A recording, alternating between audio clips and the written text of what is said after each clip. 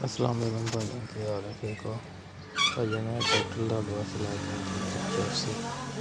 Half cell tractor है जी। Tyre है पिछले खत्म देख सकते हैं, टूपा वेख लो।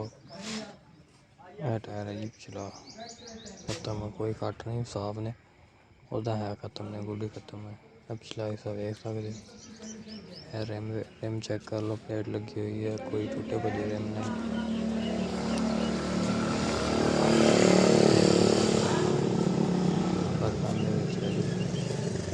चार मॉडल, तीन मॉडल ट्रैक्टर देखो जी थोड़े सामने।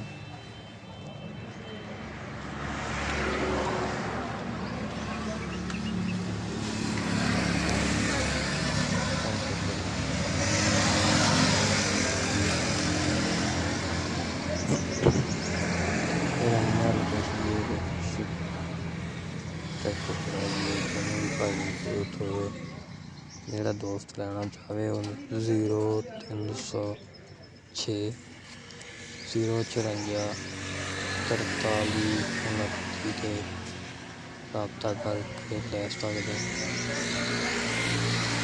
माड़ी यार बनने वास्ते थोड़े जी थलों खराब सी, बाकी ट्रैक्टर सोहना है।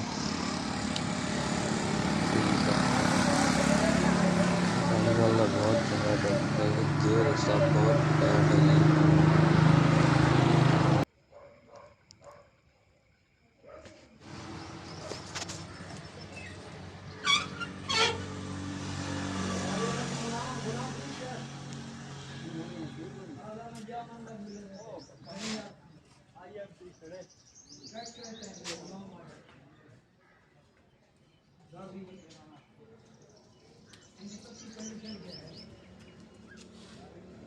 कंडीशन क्या है?